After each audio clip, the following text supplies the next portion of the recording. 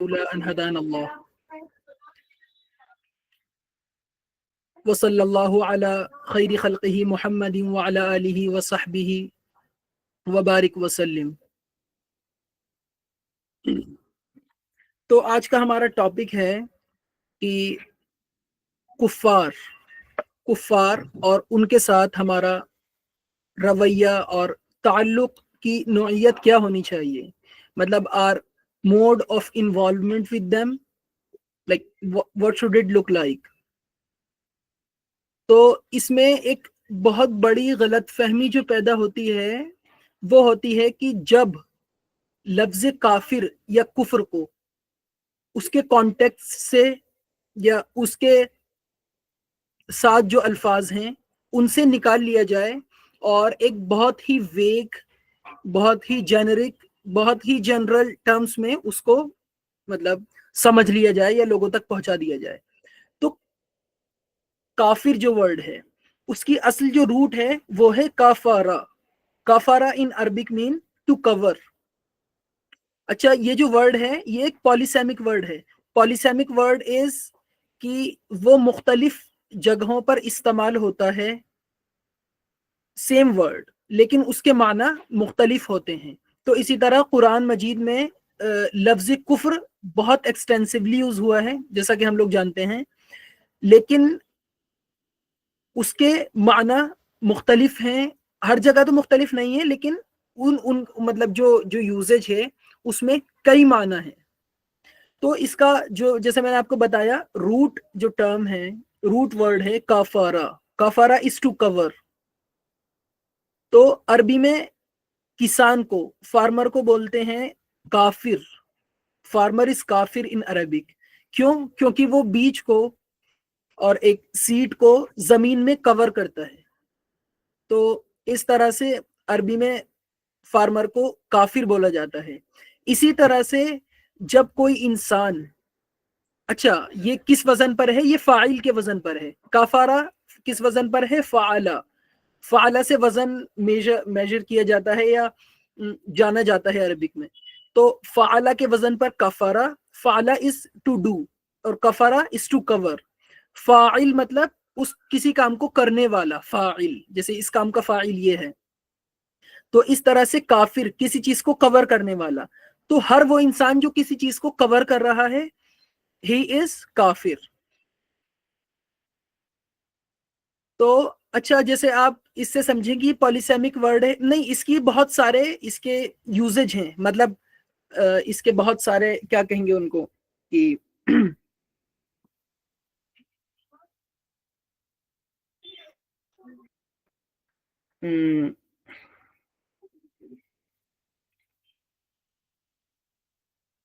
مطلب یہ مختلف اوزان پر یا وزنوں پر یوز ہو سکتا ہے. مثال کے طور پہ جیسے کفارہ. کفارہ کب دیتے ہیں؟ کہ جب کوئی گناہ انسان سے سرزد ہو گیا یا کوئی فرض چھوٹ گیا تو اس فرض کی یا فرائض کی کو کمپنسیٹ کرنے کے لیے کفارہ دیا جاتا ہے. تو لائک واٹ از کفارہ؟ What is its literal meaning? تو کفارے کا لٹرل میننگ یہ ہے سم تھنگ وچ کورس اپ دا سین. کفارہ مطلب سم تھنگ وچ کورس اپ دا سین. تو جہاں بھی یہ ورڈ یوز ہوگا وہاں کور اس کا مطلب ہے. تو اچھا، عام طور پہ جو سمجھا جاتا ہے اور صحیح سمجھا جاتا ہے کافر مطلب ڈس بلیور. کافر وہ ہے جس نے کسی چیز کو دبا دیا. تو اس نے کس چیز کو دبایا؟ تو عام طور پر یہ سمجھا جاتا ہے کہ اللہ کے پیغام کو، اللہ کا کفر کرنے والا، مطلب جو ہمارے اندر سینس ہے یا پھر کوئی پیغام ہم تک پہنچا خدائے واحد کا، اس کو دبانے والا، اس کو چھپانے والا، اس کو کور کرنے والا یا انبیاء کی دعوت کو کور کرنے والا از کافر. اور یہ ٹھیک ہے، لیکن اس میں ایک مغالطہ ہے جو قرآنک ایڈیم کو، ہاں رائٹ، کنسیل ہز فطرہ اینڈ آلسو دا میسج، اس کے دونوں مطلب ہو سکتے ہیں. تو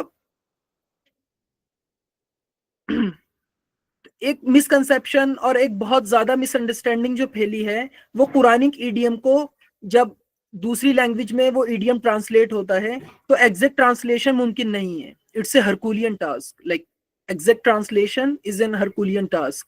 اور قرآن میں تو اس کی تاثیر بھی ہے، تو اس کی تاثیر کو بھی बाइनी ही मुंतकिल कर देना किसी दूसरी जबान के कलाम में, किसी दूसरे जबान के टेक्स्ट में, is like next to impossible, and impossible in the case of Quran. जो अरबी के जो तर्जुमे तराजिम हैं, चाहे वो इंग्लिश में हो, फ्रेंच में हो, उर्दू, फारसी, वट एवर, तो वो कभी भी उस दर्जे में तासीर मुंतकिल नहीं कर सकते, इसलिए उसको कुरान का तर्जुमा नहीं कहा जाएगा, कुरान का तर्जुमा कहा जाएगा, खुद कुरान नहीं कहा जाएगा। इसी तरह से एक मिसकंसेप्शन जो पहला, काफिर इज डिसबिलीवर, लेकिन हमने क्या समझा, लोगों ने क्या समझा, मतलब दुनिया में, काफिर is non believer, and there is a clear difference between a non believer and A disbeliever. तो इंग्लिश में इस तरह है ना, जैसे बिलीवर मुमिन, यकीन करने वाला, समवन हु हैज बिलीफ, और इसी तरह से non believer someone who does not possess it, who has not believe, मतलब जिसके पास यकीन नहीं है, ईमान नहीं है। और डिसबिलीवर, इसमें बहुत हमें मेटिकुलसली स्टीयर फॉरवर्ड करना चाहिए इस तरह से कि डिस का मतलब होता है टू अपोज समथिंग और टू क्रिटिसाइज समथिंग। तो डिस जैसे ही कहीं पर किसी वर्ड के साथ आएगा तो इसमें इंप्लाइड होगा कि उसका अपोजिट है, someone who denies the truth, right? तो डिसबिलीवर है असल में काफिर, न कि नॉन बिलीवर। डिसबिलीवर इसलिए है क्योंकि someone who opposes the truth, जो काफिर है अरबी में, उसका मतलब यही तो है ना कि someone who denies the truth, someone who covers up the truth, या someone who criticizes it और oppose it। तो इसका मतलब ये हुआ कि काफिर का मतलब असल में डिसबिलीवर है, न कि नॉन बिलीवर। तो हम अगर अपने अतराफ में देखें तो हमारे अतराफ में, हमारे सराउंडिंग्स में अक्सर मुस्लिम्स, अक्सर नॉन मुस्लिम्स नॉन बिलीवर हैं या डिसबिलीवर हैं। डिसबिलीवर इंसान जब बनता है जब उस तक कोई पैगाम, कोई दावत किसी इंसान की पहुंची और फिर उसने उसको झुटलाया अपनी एरोगेंस की बुनियाद पर, अपनी अड़ की बुनियाद पर, या अपनी हठधर्मी की बुनियाद पर, जब जाके उस पर हुज्जत कायम हुई उस इंडिविजुअल पर और वो डिसबिलीवर बना। तो जिस तक दावत ही नहीं पहुंची, जिसके पास कुछ छुपाने के लिए है ही नहीं, तो वो कैसे डिसबिलीवर बना? He is merely a non believer, और non believer is not equal to काफिर। अच्छा, इसमें दूसरा नुक्ता यह है कि एक नुक्ता तो मैंने आपके सामने अर्ज करा कि कोई दावत पहुंची, उस दावत को झुटलाया अपनी हठधर्मी की बुनियाद पर, तो वो जब काफिर बना, लेकिन उस तक किसी ने कोई दावत पहुंचाई ही नहीं, तो वो किस बुनियाद पर काफिर बन गया? वो तो काफिर तो वो हरगिज नहीं है, वो तो सिर्फ एक नॉन मुस्लिम है। लेकिन इसमें एक पॉइंट ये भी है जो कुछ लोग अर्ज करेंगे, और वो बिल्कुल सही है, कि इंसान के अंदर अल्लाह ने एक फितरत वदियत कर दी है, और उस फितरत के अंदर, जो इंसान के अंदर फितरत है, जिसको हम ग्रेन बोल सकते हैं इंग्लिश में, या इन्नेट डिस्पोजिशन या नेचुरल डिस्पोजिशन, उस फितरत के अंदर कुछ गवाहियां मौजूद हैं। वो फितरत कुछ गवाहियां अपने अंदर ली हुई है, जो गवाहियां मतलब इंसान के अंदर से स्टेम करती हैं, उसकी फितरत से स्टेम करती हैं। और वो गवाहियां क्या हैं? वो मुख्तलिफ हो सकती हैं, जैसा कि अल्लाह का एक होना, खुदाए वाहिद का एग्जिस्टेंस, खुदा का एग्जिस्टेंस। ये तो फिर बात की बहस है कि वो वाहिद है या फिर वो कई हैं, लेकिन इसमें भी एक लॉजिकल और मोस्ट लॉजिकल बात यही है कि अगर खुदा है तो वो एक है, नहीं तो नहीं है। क्यों एक है? क्योंकि इंसान की आत्मा एक है, तो परमात्मा अनेक कैसे हो सकते हैं? इसी तरह से इस कायनात को, इसके लिए मुख्तलिफ दलाइल दिए जा सकते हैं कि किस तरह हमारा परवरदिगार एक है, अनेक नहीं है। तो ये कुछ गवाहियां फितरत के अंदर मौजूद हैं। इन फितरत की गवाहियों को दबाने वाला, छुपाने वाला, या किसी वक्त इंसान की जिंदगी में ये गवाहियां अगर उभर कर आना चाहें और अपना ज़हूर करना चाहें, तो उनको दबाने वाला हठधर्मी की बुनियाद पर या किसी भी XYZ बायस की बुनियाद पर। लेकिन हम इसमें ये आर्ग्यू करते हैं कि जो मॉडर्न टाइम्स हैं, बल्कि पोस्ट मॉडर्न टाइम्स, इसमें इंसान दिन ब दिन इंडस्ट्रियलाइजेशन के आने से और एक नए एज में दाखिल होने हो जाने से इंसान अपनी फितरत से दिन ब दिन दूर होता चला जा रहा है। अल्लाह ने दो फितरत बनाई हैं, एक खारजी फितरत है, बैरूनी फितरत, مطلب یہ جو کاسموس ہے، یہ جو یونیورس کا نظام ہے، یہ بیرونی فطرت ہے، اور ایک انسان کے اندر ہے جو اس کی اندرونی فطرت ہے. تو جب تک ان دونوں میں کمپیٹیبلٹی قائم رہتی ہے یا ان دونوں میں ایک مناسبت رہتی ہے تو انسان اپنی فطرت کو مطلب اپنی فطرت کو سمجھ پاتا ہے. لیکن جیسے جیسے ان میں ایک ڈسٹینس بننے لگتا ہے خارجی فطرت میں اور ایک انسان کے اندر جو اندرونی فطرت ہے اس کے اندر، تو اس نئے ایج میں انٹر ہونے سے انسانوں کا، ہیومینٹی کا یہ جو فاصلہ ہے یہ بہت تیزی کے ساتھ بڑھا، اور اب یہ فاصلہ بہت زیادہ ہے، خاص کر ان لوگوں کے لیے جو لوگ میٹروپولیٹنس میں یا پھر ڈیولپڈ کنٹریز میں یا ڈیولپنگ کنٹریز کے بھی میٹروپولیٹنس میں یا شہروں کی زندگی گزارنے والے ہیں. تو ان کے لیے اس فطرت سے کنیکٹ کر پانا یا اس بات کا خیال آنا کہ ہمارے اندر کوئی فطرت ہے اور وہ ہمیں پکار رہی ہے، اس کا خیال بہت مشکل ہے، بہت مشکل ہے. تو اسی کی بنیاد پر ہم کہتے ہیں کہ بہت ضروری ہے کہ انسان کی ایٹ لیسٹ توجہ اس طرف مرکوز کی جائے. مطلب انسان کو ایٹ لیسٹ آگاہ کیا جائے، ہر انسان کو، کہ بھائی آپ کے اندر فطرت بھی ہے. جیسے ہمارا یہ حیوانی جسم ہے، مٹیریل باڈی، اسی طرح سے انسان کی ایک اسپریچول باڈی ہے، اسپریچول ایگزسٹنس بول سکتے ہیں. تو اس کے اندر فطرت ہے، اور وہ فطرت کو پہچاننے کی مطلب اس فطرت کی آواز کو سننے کے لیے لوگوں کو ارج کیا جائے. تو یہ بیسک چیز ہے. تو دونوں صورتوں میں نے آپ کے سامنے عرض کرا، میٹروپولیٹنس میں اور آج کی زندگی گزارنے والے ماڈرن لائف فطرت سے بہت دور ہیں، اس لیے ان کی اندر کی آواز بھی انسان کو اس درجے میں سنائی نہیں دے رہی ہے. اسی طرح سے باہر سے مسلمانوں کی ذمہ داری تھی کہ مسلمان اللہ کے آخری پیغمبر کے امتی ہونے کی حیثیت سے لوگوں کے سامنے یہ دعوت عرض کرتے، لیکن بدقسمتی سے اگر کوئی سب سے زیادہ غفلت کا شکار ہے تو وہ مسلمان ہیں. اچھا، اس کو میں ایک اینالوجی سے سمجھاؤں کہ مثلاً یہاں پر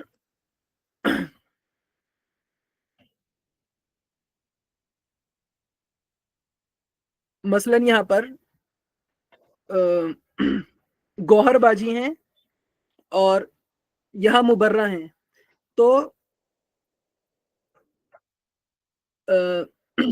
گوہر باجی نے مجھ سے بولا کہ میرا فلاں فلاں کام مبرہ کو سونپ دو، اور یہ میرا کام انہیں پہنچا دو کہ فلاں فلاں ڈیڈ لائن تک یہ کام میرا کرنا ہے. تو وہ فلاں ڈیڈ لائن آ گئی، آ پہنچی.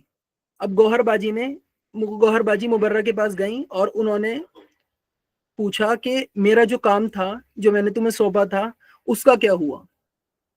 تو مبرہ کا جواب یہ تھا کہ کون سا کام؟ مجھے تو کوئی کام نہیں سونپا گیا. تو اب پتہ یہ چلا کہ میسنجر کون تھا؟ میں تھا. مجھے ذمہ داری سونپی گئی تھی کہ میں اس تک یہ میسج پہنچاؤں، لیکن میں نے نہیں پہنچایا. تو نہیں، جب مبرہ نے یہ کہا کہ مجھ تک کوئی میسج نہیں پہنچا، اور تو گوہر باجی اس پر آگ ببولہ ہوئی، نہیں کوئی میرا کام نہیں ہوا، گوہر باجی اس پر آگ ببولہ ہوئی. لیکن جب مبرہ نے یہ کہا کہ مجھ تک میسج پہنچا ہی نہیں، تو اب آگ ببولہ کس پر ہونا چاہیے؟ اس پر جس نے میسج نہیں پہنچایا، مطلب میسنجر پر، مطلب مجھ پر. تو اب جو سارا جو غصہ جو مرکوز تھا مبرہ پر، اب وہ غصہ کس پر آیا؟ میسنجر پر، جس تک پہنچانے کی ذمہ داری تھی. اسی طرح سے امت مسلمہ، حضور صلی اللہ علیہ وسلم داعی تھے، میسنجر تھے، رسول تھے، پیغمبر تھے، لیکن ان کے چلے جانے کے بعد یہ ذمہ داری اب امت کے ہر ایک فرد پر آ گئی کہ وہ ان دیئر اون رائٹ ایک میسنجر ہے جو دوسرے قوموں تک ان کا میسج پہنچائے.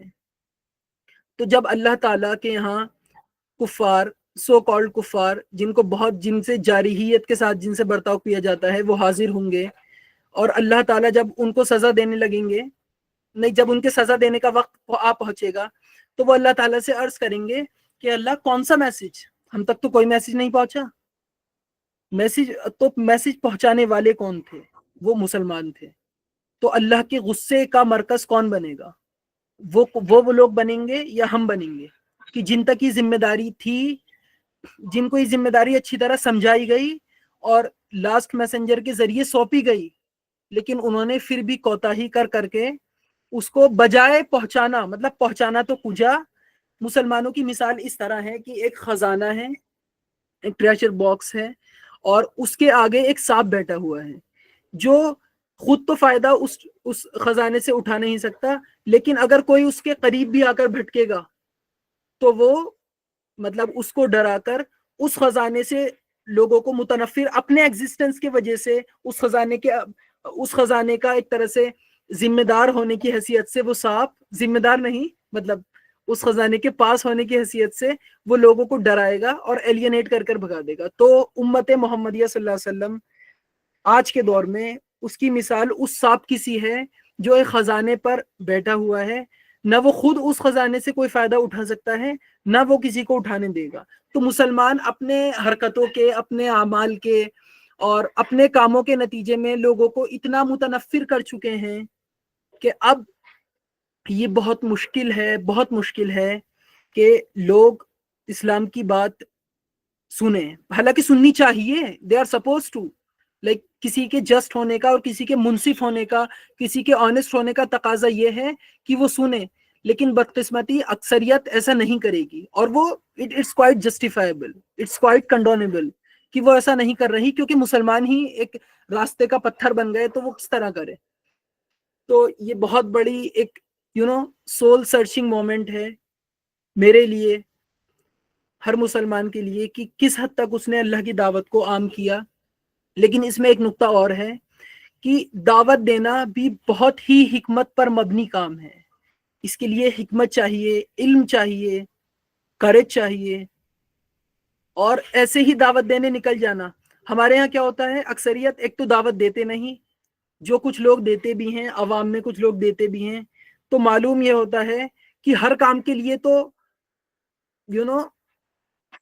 زبردست ایفرٹس پٹ ان کیے جا رہے ہیں، کوئی بھی کام ہے، کوئی بھی کچھ بھی ایکس وائی زی، لیکن دعوت معلوم ہوتا ہے معاذ اللہ ایسا گھٹیا اور سب سے حقیر کام ہے کہ اس کے لیے نہ کوئی تیاری کی ضرورت ہے، نہ کچھ سیکھنے کی ضرورت ہے، کسی چیز کی ضرورت نہیں ہے، منہ اٹھاؤ اور دعوت دینے نکل جاؤ۔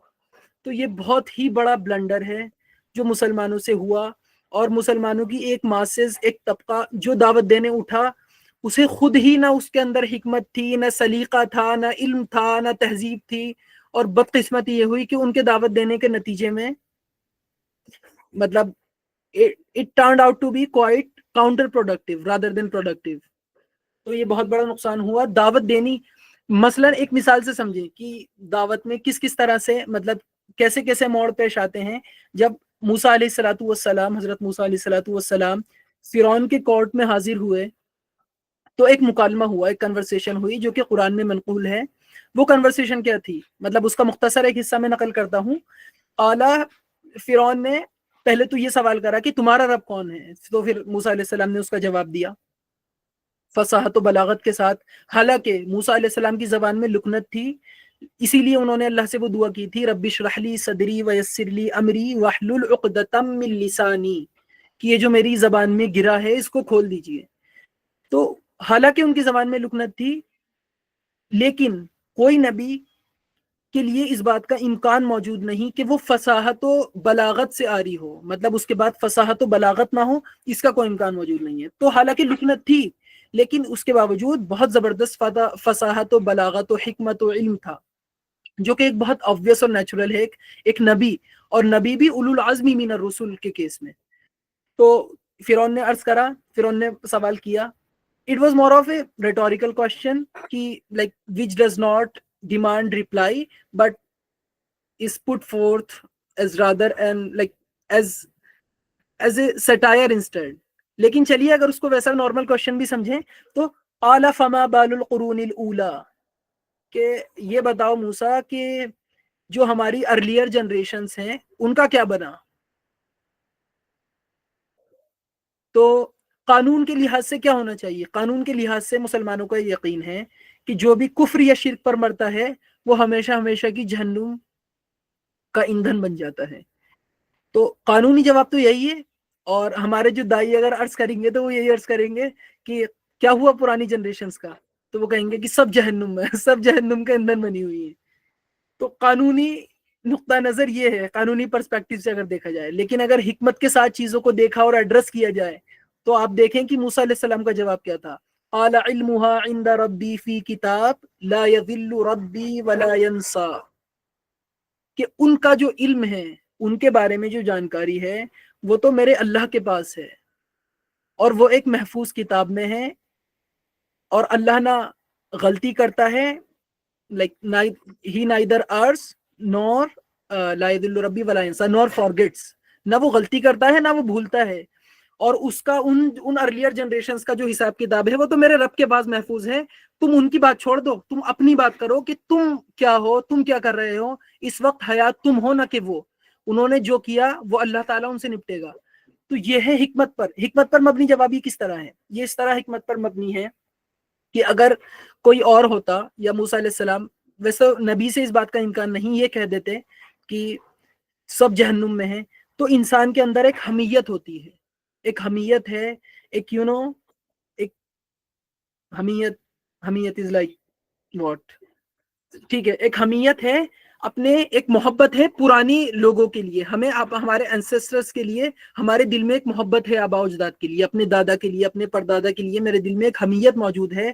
اور اگر کسی سے یہ کہا جائے کہ تمہارے باپ دادا جہنم میں ہیں تو وہ حمیت اس کی بیدار ہو جائے گی، اور بجائے وہ میسج آپ کا سننے کے اور کجا یہ کی قبول کرے یا کجا یہ کی سنے، وہ آپ کو دھکے دے کے نکال دے گا. اور it's quite justifiable, it's quite natural rather. کیوں؟ حمیت as in defensive what okay I couldn't get it. تو حمیت اس لیے جب ہم کسی کے سامنے، حکمت کا تقاضا یہ ہے کسی کے سامنے اگر دعوت پیش کی جائے تو اس کو بہت حکمت کے ساتھ ہینڈل کیا جائے، جس طرح موسیٰ علیہ السلام نے کیا کہ ان کا حساب کتاب، کوئی بھی یہ سوال عرض کر سکتا ہے کہ میرے باپ داداؤں کا کیا، تو یہ کہا جائے کہ ان کا حساب، اور بالکل یقینی بات یہی ہے کہ ان کا حساب کتاب تو اللہ کے یہاں ہے.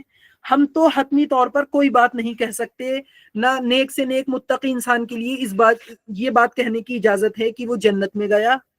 دعا کر سکتے ہیں، امید رکھ سکتے ہیں، لیکن یہ کہہ دینا میرا کہ فلاں شخص جنت میں گیا، تو یہ تو غیب کا دعویٰ ہے معاذ اللہ. تو کوئی انسان کسی کے بارے میں فیصلہ نہیں کر سکتا حتمی کہ وہ جنت میں ہے یا جہنم میں ہے. ممکن ہے کہ ان لوگوں کے پاس کچھ ایسے عذر موجود ہوں، کچھ ایسے ایکسکیوزز ہوں. اچھا، کفار یا جو نان مسلمز ہیں ان کی مغفرت ہوگی، لیکن کس بنیاد پر؟ عذر کی بنیاد پر. اور مومنین کی جو مغفرت ہوگی، although nobody deserves anything، جب تک اللہ کی رحمت اس کے ساتھ شامل حال نہ ہو، لیکن جو مومنین کی مغفرت ہے they like deserve it to some extent. لیکن ان کی جو مغفرت ہوگی وہ اس لیے نہیں کہ وہ ڈیزرونگ ہے اور انہوں نے اللہ کی بہت عبادت کری اور اللہ حضور پر ایمان لائے، بلکہ کسی عذر کی بنیاد پر. تو ہمیں یہ توقع رکھنی چاہیے کہ ہمیں یہ سوچنا چاہیے کہ ممکن ہے ان لوگوں کے پاس کوئی عذر ہو اور وہ لوگ بچ جائیں، اور ہم دنیا میں ڈھنڈورے پیٹ رہے ہیں مطلب، اور ان کے ان کی پروجنی کو بتا رہے ہیں کہ نہیں جہنم میں اور فلاں اور فلاں. تو کبھی ایسا حکم نہیں لگانا چاہیے، بلکہ حکمت سے چیزوں کو ڈیل کرنا چاہیے. اچھا، تو ہم اسی سے اپنے دوسرے ٹاپک کی طرف آتے ہیں کہ دل کی نرمی. دل کی نرمی کتنی اہم چیز ہے. آپ نے بارہا سنا ہوگا کہ جو دل کی نرمی سے محروم ہو گیا وہ کل خیر سے محروم ہو گیا. اور ہمارے آئیڈیل حضور صلی اللہ علیہ وسلم ہیں، تو ہم دیکھتے ہیں کہ ان کی جو سیرہ ہے، ان کی جو لائف ہے، ان کی بایوگرافی میں کتنے ہمیں ایسے انسیڈنٹس ملتے ہیں جن کی بنیاد پر ہم یہ کنکلوڈ کر سکتے ہیں کہ آپ کا جو ٹیمپرامنٹ تھا، کیونکہ انسانوں کے مختلف ٹیمپرامنٹس ہوتے ہیں، تو حضور صلی اللہ علیہ وسلم کو ٹیمپرامنٹ جو تھا وہ بہت ہی نرم، بہت ہی لین جس کو بولتے ہیں، اور بہت ہی مرسیفل تھا، کیونکہ آپ مرسی ٹو مینکائنڈ تھے obviously. ایک ہے صدیقیت کا ٹیمپرامنٹ ہوتا ہے، شہادت کا ٹیمپرامنٹ ہوتا ہے، ایک طرح وہ ایک مختلف کیٹیگرائزیشن ہے، لیکن میں یہاں عرض کر رہا ہوں مثلا آپ یہ دیکھیں. اور جو حضور صلی اللہ علیہ وسلم کا ٹیمپرامنٹ تھا وہ حضرت ابو بکر کا ٹیمپرامنٹ تھا. ٹیمپرامنٹ مطلب مزاج. اور اسی طرح سے لیکن حضرت عمر کا ٹیمپرامنٹ، حضرت عمر کا مزاج مختلف تھا، ان کا مزاج میں سختی تھی، جبکہ حضور اور حضرت ابو بکر کے مزاج میں بہت نرمی تھی۔ اچھا کچھ ہم انسیڈنٹس دیکھ لیتے ہیں جلدی جلدی۔ وہ انسیڈنٹس کیا ہیں؟ مثلاً جب جنگ بدر پیش آئی اور اس کے بعد پرزنرس آف وار یعنی جب بندی بنا لیا گیا کفار کو، تو ایک مسلمان ایک ڈیلیما میں مبتلا ہو گئے، ایک کشمکش میں کہ ان کے ساتھ کیا سلوک کیا جائے، کیا ان کو ایگزیکیوٹ کر دیا جائے، قتل کر دیا جائے، یا ان کو کچھ رینسم رینسم کے بدلے میں چھوڑ دیا جائے، فری کر دیا جائے کیپٹیوز کو۔ تو اس میں حضرت ابو بکر کی رائے یہ تھی کہ ان کو کچھ رینسم کے بدلے میں چھوڑ دیا جائے، اور حضور صلی اللہ علیہ وسلم بھی یہی انکلائنڈ تھے، اسی رائے سے آپ متفق تھے، لہٰذا ان کے ساتھ، حالانکہ حضرت عمر اس معاملے میں اختلاف رکھتے تھے تھوڑا، کہ نہیں as a means of deterrence تاکہ ایک کیا بولتے ہیں اس کو، تاکہ ایک نظیر قائم ہو جائے، تاکہ ایک مثال بن جائے، اس کے لیے ان کو ایگزیکیوٹ کیا جائے، ان کو مارا جائے، ڈیٹر کرنے کے لیے کفار مکہ کو۔ لیکن کیا وہی گیا obviously جو حضرت ابو بکر کی اور حضور صلی اللہ علیہ وسلم کی رائے تھی، جہاں آپ انکلائنڈ تھے، تو ان کو رینسم کے بدلے چھوڑ دیا گیا۔ تو پھر قرآن میں یہ آیت نازل ہوئی کہ وہ آیت ایگزیکٹلی میرے ذہن سے اس وقت نکل رہی ہے، مستحضر نہیں ہے مجھے، لیکن وہ آیت نازل ہوئی کہ جو قریب تر تھی حضرت عمر فاروق رضی اللہ تعالی عنہ کے فیصلے سے، یا مطلب وہ جو چاہتے تھے، ان کی جو رائے تھی وہ اس سے قریب تر تھی، اور اللہ تعالیٰ نے یہ فرمایا، ایک طرح سے ریویو کرا کہ کوئی مطلب ایسا نہیں کرنا چاہیے تھا اور ان کو ایگزیکیوٹ ہی کرنا چاہیے تھا۔ تو ہم نے ایک انسیڈنٹ دیکھا جہاں نرمی ہے آپ کے مزاج میں۔ مثلاً اسی طرح سے دوسرا انسیڈنٹ، اچھا کوئی بھی کسی کا سوال ہو تو پلیز عرض کیجیے گا۔ تو اسی طرح سے دوسرا انسیڈنٹ ہوا کہ جب غزوہ خندق ہوا، بیٹل آف دا ٹرینچ، اس کے بعد بیٹل آف دا ٹرینچ میں آپ کو معلوم ہے کہ ایک میثاق مدینہ تھا، کانٹریکٹ تھا مدینے کے یہودی قبائل کے ساتھ، اس میں بنو قریظہ بھی تھے، بنو قینقاع بھی تھے، اس طرح سے مختلف قبائل تھے۔ تو غزوہ خندق میں کیا ہوا کہ مسلمانوں کو معلوم ہوا، مسلم کمیونٹی کو، کہ کفار ہم پر چڑھائی کر رہے ہیں اور ان کے الائز بھی ان کے ساتھ ہیں، مثلاً بنو غفتان غالباً وہ بھی ان کے ساتھ ہیں اور وہ ہم پر چڑھائی کر رہے ہیں۔ تو مسلمانوں نے مطلب حضور صلی اللہ علیہ وسلم نے اور صحابہ نے کیا کرا کہ ایک ٹرینچ مدینے کے اطراف میں کھودی، تاکہ ایز اے پروٹیکٹیو میجر، تاکہ وہ ہم تک نہ پہنچ سکیں، مطلب ایسے ڈیفینسو میجر۔ تو وہ کھودی۔ جی جی پلیز، کسی نے ہینڈ ریز کیا تھا؟ چلیے میں کنٹینیو کرتا ہوں۔ تو وہ خندق کھودی گئی، لیکن اس میں ہوا یہ اس دوران کہ جب آپ لوگ خندق کھود رہے تھے، بنو قریظہ نے وہ کانٹریکٹ اور میثاق مدینہ توڑ دیا، اور مطلب حملے کی تیاری کری فرام ود ان۔ مطلب یہ دیکھیے کتنا خطرناک خطرہ ایک نیسنٹ مسلم کمیونٹی کو لاحق تھا، کہ ایک تو باہر سے حملہ ہونے کو ہے، اور اس پر یہ کہ جو اندر سے ہی مطلب ایک اندر سے ہی ایک انارکی پھیل گئی، اور اندر سے بھی تھریٹ آ گئی۔ باہر سے تو تھریٹ تھی ہی، اور بہت خطرناک تھریٹ، جس سے بچنے کے لیے ٹرینچ کھودی گئی، اور اندر سے بھی ایک تھریٹ آ گئی۔ تو لیکن پھر جب یہ معاملہ سارا حل ہوا، تو حضور صلی اللہ علیہ وسلم نے بیٹل آف مطلب اس غزوہ خندق کے بعد اپنے ہتھیار رکھ دیے، مطلب سیرت کی کتابوں سے ہمیں یہ پتہ چلتا ہے کہ اپنے ہتھیار رکھ دیے، صحابہ سے رکھوا دیے، لیکن اللہ کی طرف سے پھر وحی نازل ہوئی، اور حضور صلی اللہ علیہ وسلم کو کمانڈ کیا گیا کہ نہیں آپ جائیں، اور ان کا جرم اتنا بڑا تھا کہ بنو قریظہ کو جا کر سزا دیں اور ان کو پنش کریں، لہٰذا ان کو پنش کیا گیا۔ لیکن آپ دیکھیں یہاں کہ حضور صلی اللہ علیہ وسلم کا مزاج ہمیشہ کس طرف مائل ہے؟ ہمیشہ نرمی کی طرف، کہ لوگوں کے ساتھ نرمی کی جائے، کسی کو مارا نہ جائے۔ تو حضور صلی اللہ علیہ وسلم کا ٹیمپرامنٹ میں جو فنڈامنٹل ہے وہ نرمی ہے، نہ کہ غصہ، نہ کہ سختی ہے۔ لیکن سختی کر رہے ہیں یقیناً، لیکن وہ کس لیے؟ اللہ تعالیٰ کے حکم کی بنیاد پر، اللہ تعالیٰ کے کمانڈ کے نتیجے میں سختی کی جا رہی ہے، نہ کہ اس لیے کہ آپ کو کوئی سختی پسند ہے۔ اسی طرح سے ان گنت انسیڈنٹس ہیں۔ تو اچھا بنو قریظہ کا معاملہ انشاءاللہ کسی دن ڈسکس کریں گے، کیونکہ بنو قریظہ ہی ایک ایسا سیرہ کا انسیڈنٹ ہے جس میں سب سے زیادہ ایگزیکیوشنز ہوئی. یہ تو ہمارا ٹریڈیشنل نیریٹو ہے. لیکن میں آپ کے سامنے ایک آلٹرنیٹ نیریٹو بھی رکھ دوں کہ کچھ اسکالرس نے یہ آرگیو کیا ہے کہ یہ ایک آلٹرنیٹ نیریٹو ہے ٹریڈیشن سے ہٹ کر. لیکن یہ بھی اس کے بعد ان کے پاس بھی بہت دلائل موجود ہیں. انہوں نے نو ہی ڈیڈ، مطلب جب جنگ کی صورتحال برپا ہو جائے گی، سوال ہے کہ کیا حضور صلی اللہ علیہ وسلم نے اپنے ہاتھوں سے کسی کو اٹیک نہیں کیا؟ تو نہیں، یہ تو اٹیک کیا، کیونکہ جب جنگ کی صورتحال برپا ہوگی تو ظاہر ہے اس میں حضور صلی اللہ علیہ وسلم بھی لڑ رہے ہیں، تو آپ حضور صلی اللہ آپ بھی مار رہے ہیں. اور اسی ضمن میں ایک ضمنی بات عرض کروں کہ بدترین موت کس کی ہے، مطلب بدترین موت کس کو حاصل ہوئی؟ بدترین موت اس کو حاصل ہوئی جو کسی نبی کے ہاتھ سے قتل ہوا.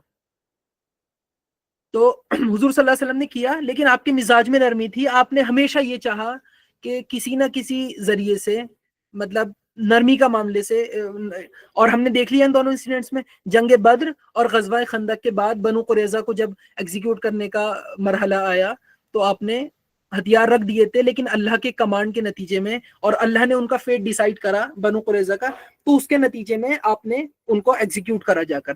لیکن میں آپ کو بتا رہا تھا کہ آلٹرنیٹ نیریٹو یہ ہے کہ وہ کوئی ایگزیکیوشن نہیں تھا، بلکہ وہ ایک جھڑپ تھی، وہ ایک سارٹ آف وار تھی، ایک آپسی، کیا بولیں گے اسے، آپسی کانفلکٹ کی فضا تھی کہ جس میں یہ سب ہوا. اب وہ دلائل کن کن باتوں کو بناتے ہیں؟ وہ اسکالرز جو یہ آرگیو کرتے ہیں، کہتے ہیں کہ عورتوں کو چھوڑ دیا گیا اور بچوں کو چھوڑ دیا گیا، اور صرف جو ایگزیکیوشنز ہوئے وہ مردوں کے ہوئے. تو وہ اس کو بنیاد بناتے ہیں کہ نہیں، ایسا ایک جنگ کی صورتحال میں ایسے معاملات پیش آتے ہیں، اور کچھ لوگوں کو کیپٹیوز بھی بنایا گیا، بندی بنایا گیا. تو وہ آرگیو کرتے ہیں کہ نہیں، یہ تو کیپٹیو کیوں بنایا گیا؟ یہ تو کسی جنگ کی صورتحال جب پیش ہوتی ہے، درپیش ہوتی ہے، کوئی جنگ جب رونما ہوتی ہے، یہ تو اس کے نتیجے میں ہی ایسی چیزیں ہوتی ہیں کہ کیپٹیوز بھی بنایا جا رہا ہے، عورتیں بھی سب بچ گئیں، بچے بھی سب بچ گئے. اسی طرح سے انہوں نے 2-3 آرگیومنٹس اور دیے ہیں جو کہ کافی قوی ہیں. لیکن ہمارا جو ٹریڈیشنل نیریٹو ہے وہ بھی کافی قوی ہے، اور ان کے اپنے صحیح احادیث اور دلائل موجود ہیں. اور اگر یہ ایگزیکیوشن ہے بھی تو اس کے پیچھے بہت سارے ریزنز ہیں. اور سب سے بڑا ریزن تو میں نے آپ کے سامنے عرض کرا کہ وہ اتنا بڑا تھریٹ تھا کہ اگر اس میں وہ لوگ کامیاب ہو جاتے، حالانکہ نہیں ہو پاتے کیونکہ ایسا نہیں ہونا تھا، تو اس کے نتیجے میں اگر ایسا ہوتا کہیں اور جگہ تو پوری مسلم کمیونٹی ختم ہو جاتی، بالکل ختم ہو جاتی، کوئی نہ بچتا. تو یہ اتنا بڑا تھریٹ تھا جس کے نتیجے میں ان کو سزا دی گئی. تو اس طرح سے حضور صلی اللہ علیہ وسلم کے ہمارا جو مقصد ہے وہ کیا ہے؟ کیا مسلمانوں کا مقصد ہے فریگمنٹس کی شکل میں سنتوں پر عمل پیرا ہونا؟ یہ ایک بہت بڑا بلنڈر اور وائڈ اسپریڈ بلنڈر ہے کہ فریگمنٹس کے طور پر سنتوں کو اپنا لینا، کسی کو چھوڑ دینا، جس کو دل چاہا اپنا لینا، مائکرو سنتوں کو اپنا لینا، میکرو کو چھوڑ دینا، یا جو مطلب دل چاہا وہ اپنا لیا، اور جو ہے کہ دین میں پورے داخل ہو. تو ہمارا مقصد سنتوں کو اپنانے سے بڑھ کر بھی کیا ہے؟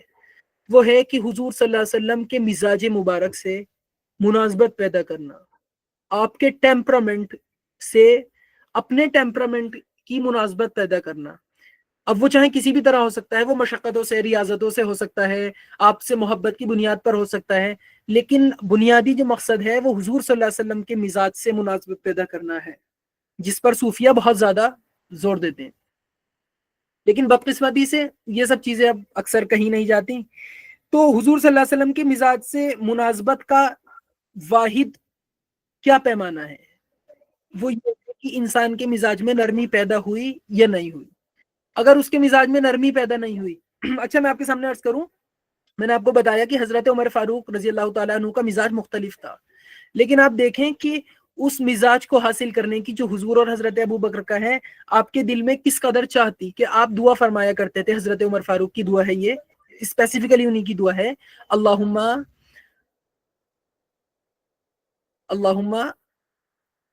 میں سخت ہوں ولینی، اللہم ایک لفظ ہے جو میرے ذہن سے نکل رہا ہے، میں ایک منٹ آپ کے سامنے پڑھتا ہوں.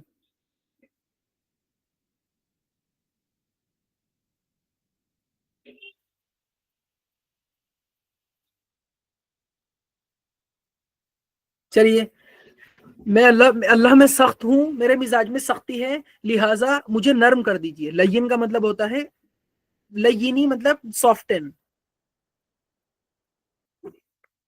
ہاں تو جی پلیز آپ عرض کیجئے گا وہ قصہ، میں یہ بات پوری کر لوں.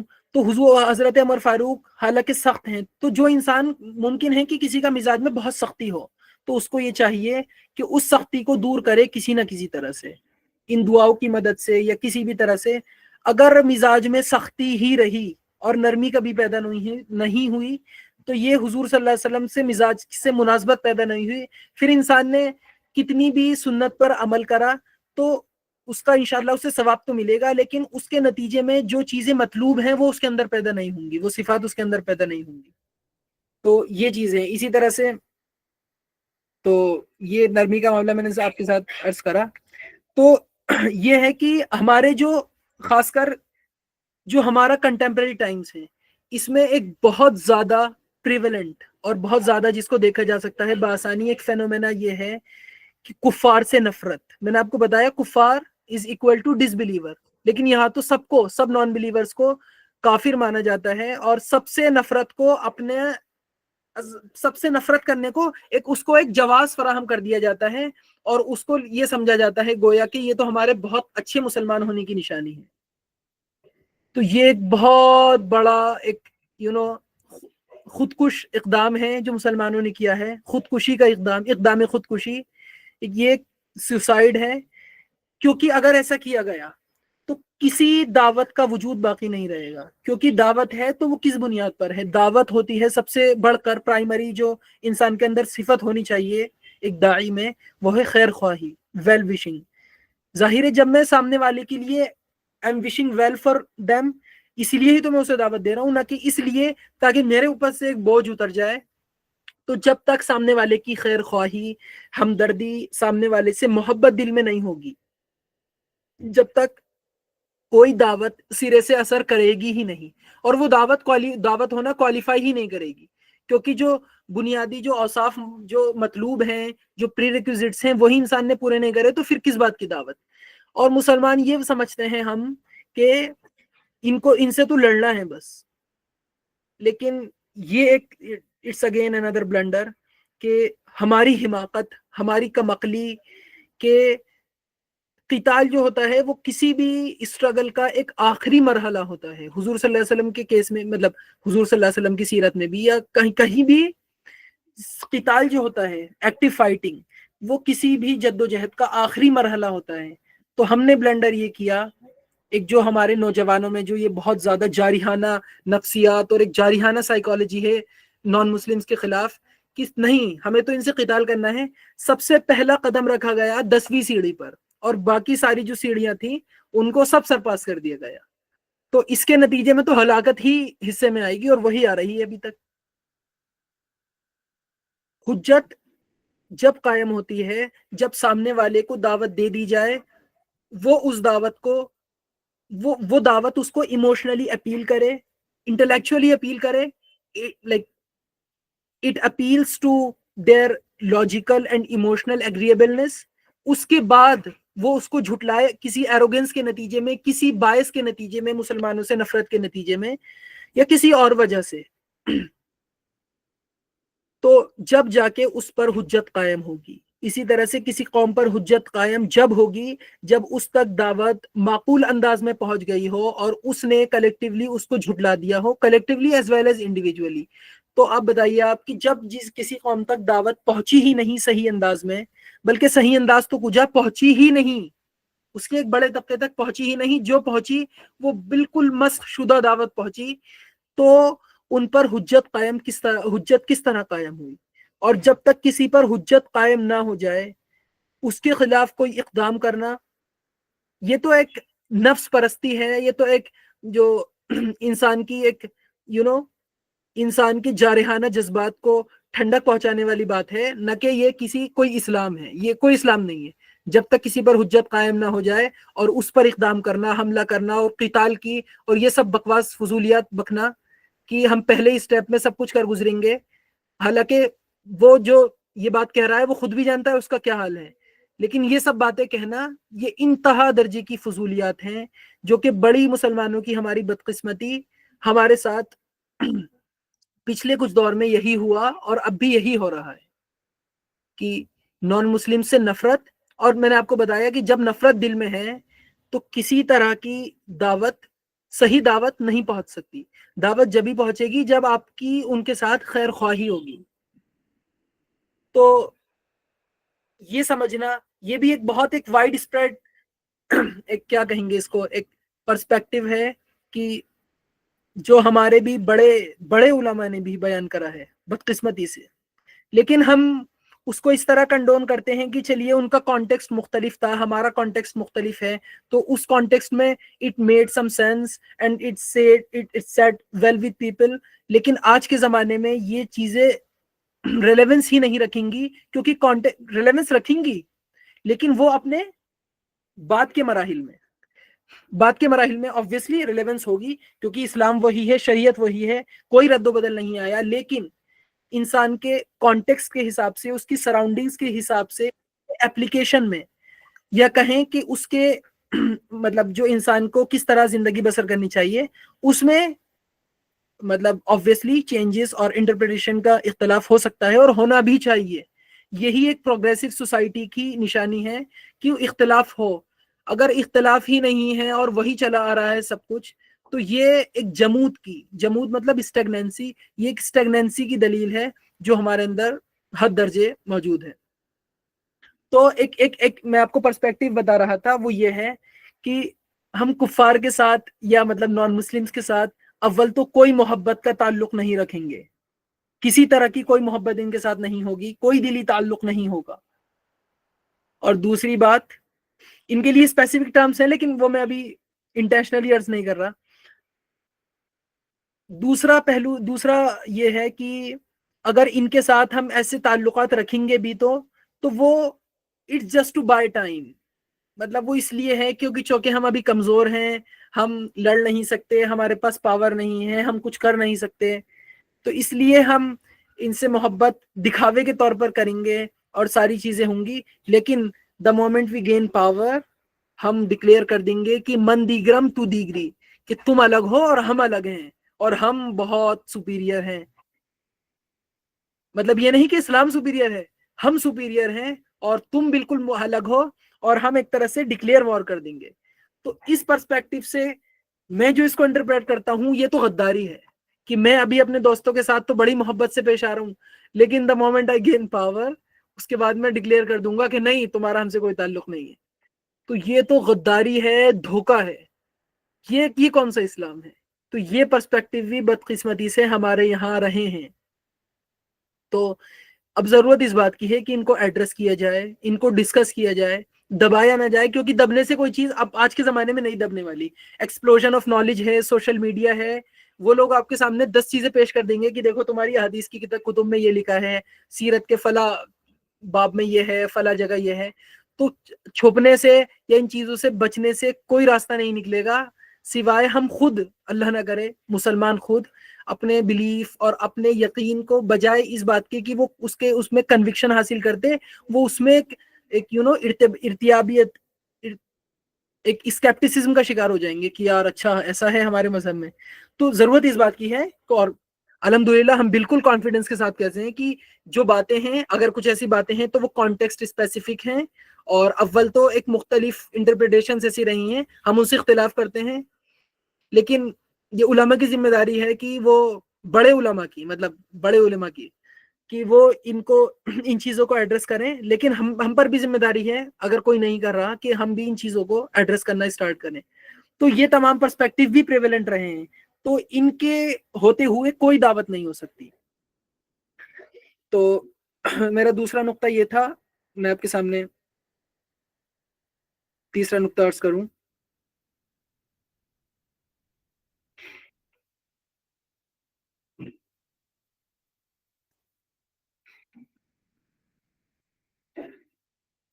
ہاں، امام شافعی کا ایک بہت زبردست قول ہے، وہ میں اس کا ٹرانسلیشن آپ کے سامنے پیش کرتا ہوں.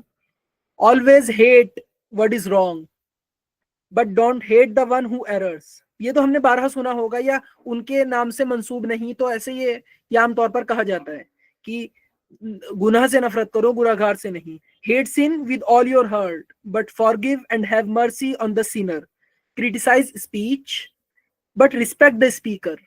our job is to wipe out the disease not the patient itself. تو یہ امام شافعی کا قول ہے کہ ہمیں جو نفرت ہے وہ ان کے اندر جو خرابیاں موجود ہیں ان سے نفرت ہے, نہ کہ, اور میں آپ کے سامنے عرض کرتا چلوں کہ کوئی انسان ایسا نہیں ہے, کیونکہ ہم مانتے ہیں ہم سب انسان ہیں, چاہے نان مسلم ہو یا مسلم ہو یا ایون ڈسبلیورز ہوں, فطرت ان کے اندر بھی موجود ہے. فطرت بس بات وہ ہے کہ انہوں نے اس کو مس کر دیا, لیکن فطرت چونکہ سب کے اندر موجود ہے, اور میں نے آپ کے سامنے عرض کرا کہ فطرت کے اندر کچھ گواہیاں ہیں ان ڈسپوزیشن میں, جس کے ہونے کی وجہ سے کسی کو ہمیں توجہ دلانے کی ضرورت نہیں ہے, بلکہ ہمیں خود معلوم ہے کہ ہمارا کوئی کریٹر ہے, وہ فطرت ہے. تو ہر انسان کے اندر فطرت ہے, انسانوں میں نان مسلمز بھی ہیں, مسلمز بھی ہیں. تو ہم نے کس بنیاد پر ان سے نفرت کری, جبکہ وہ فطرت ان کے اندر موجود ہے اور روح ان کے اندر موجود ہے. اور روح کیا ہے؟ روح یسألونک عن الروح قل الروح من امر ربی, یہ روح وہ چیز ہے جس نے انسان کو فرشتوں سے بھی افضل بنا دیا. تو وہ روح ان کے اندر بھی موجود ہے, فطرت ان کے اندر بھی ہے, وہ گواہیاں ان کے اندر بھی موجود ہے. بس فرق یہ ہے, اور فرق کیا ہے کہ بس اس کے اوپر مختلف کوٹنگز آ جاتی ہیں, مٹیریلسٹک کوٹنگز, دنیا کی اس طرح کی کوٹنگز اور لیئرز اس کے اوپر آ جاتی ہیں کہ وہ فطرت کی آواز وہ انسان پھر سن نہیں پاتا. تو ضرورت اس بات کی ہے کہ ان مٹیریلسٹک شیٹس کو, ایک ڈاکٹر سار احمد رحمہ اللہ نقل کرتے ہیں, گیتا کا ایک بہت زبردست قول ہے کہ man in his ignorance identifies himself with material sheets with material sheets. Man in his ignorance identifies himself with material sheets. آگے کچھ اس طرح ہے کہ while little knowing that, مطلب وہ اس کا اصل سیلف نہیں ہے. تو اس طرح سے اس کے اوپر بہت سارے غرد و غبار آ گیا ہے, اس کو ہٹانے کی ضرورت ہے, نہ کہ اس بات کی کہ اس شخص سے ہی نفرت کی جائے.